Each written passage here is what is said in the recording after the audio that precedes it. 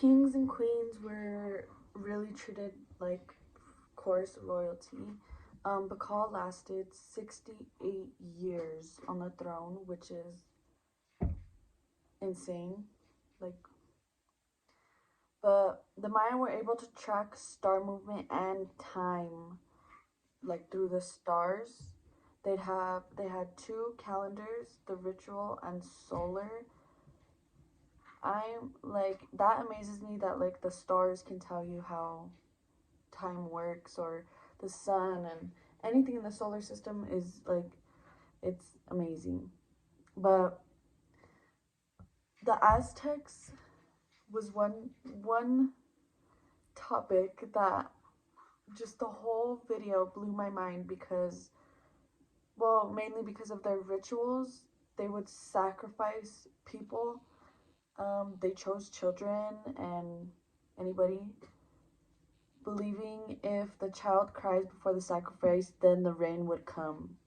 So if they wanted rain, they would kill a child, and if it cries, they're like, "Hooray!" They're like, "The rain is coming." I don't know. The Great Temple was full of bloody hearts and people who had been sacrificed, which is disgusting. But they would skin people as a ritual and wear their skin.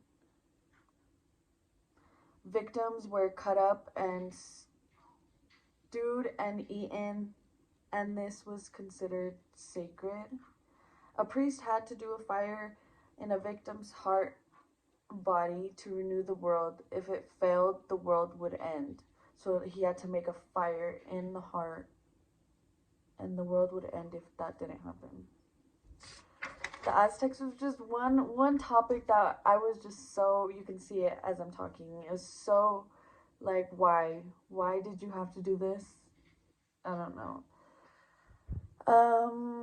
Malinche helped Cortez overcome Montezuma. She was the translator. She kind of betrayed their people, or her people, because she translated for Cortez.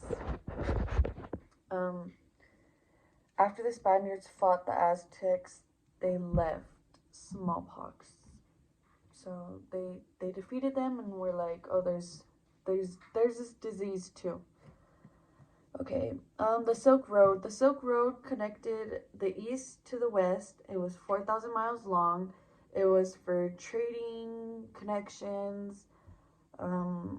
So people from the east, their products and values and norms were traded with the west, and this included religions, education, like clothing, foods, everything. They just traded on the Silk Road, like glassware, textiles, animal fur, honey, live animals, blankets, armor, teas, dyes, porcelain. Um, the Silk Road only lasted 100 years after diseases spread. So of course, all this moving back and forth caused some diseases to spread.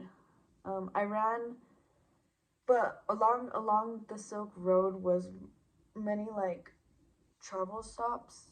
Like in Iran, there was a Blue Temple. In Turkey, there was castle-like temples. In Afghanistan, there's very huge rocks and mountains. In Tajikistan, there was mountains surrounding the rock-like brick buildings. In China, of course, there's a Great Wall and their distinguishable temples. The Silk Road, like I said, provided knowledge, languages, trade, religions. Um, the eastern region, though, was where all the power was held. The first real political entity was Sel, Selvad, Seleucid Empire, and it issued coins. Most of the silk does not come from China, but China wanted it for production, and it came from Fergana Valley. So, like, the silkworms were found in Fergana, not in China, but China was like, I want to make the coin. The Chinese Empire was the only empire to survive 4,000 years. Yingcheng vanished his mother and killed his stepfather and his sons. And the stepfather's sons. So this is a pattern in like most of these empires is they kill their brothers, their cousins, any other male that can possibly take their place on the throne, they kill them. But Ying Jing is known as Shi Huandi. He wanted and created the Great Wall of China so China could stay unified and protected from outsiders. The workers building the wall were not allowed to complain about their hands hurting, about being tired, or else they would be killed and put into these walls, buried into the Great Wall. The wall was an efficient communications and commuting route, but it was not stable at first because it was built quickly.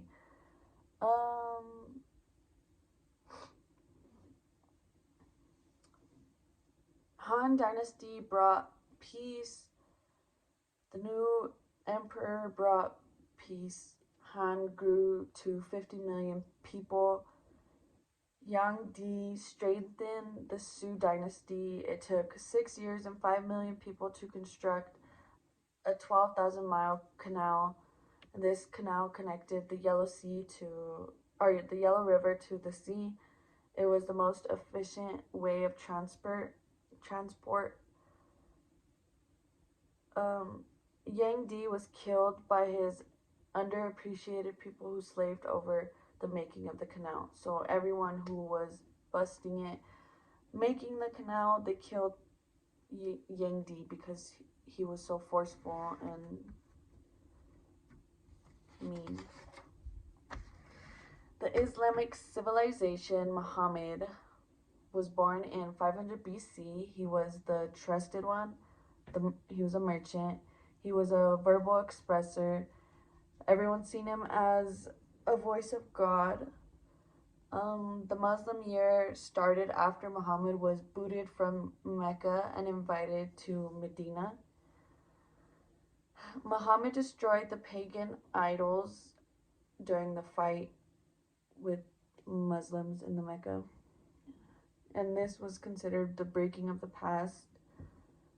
After this, agriculture flourished, and then irrigation was successful.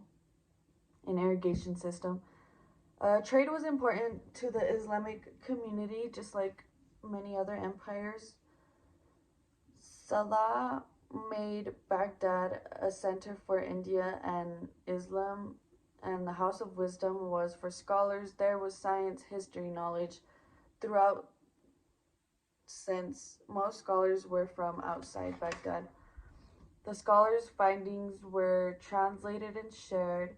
Muslims were very innovative with medicine, and their sophistication of anatomy and optics was impeccable. They did laser eye surgery during this time, 500 BC, which is insane.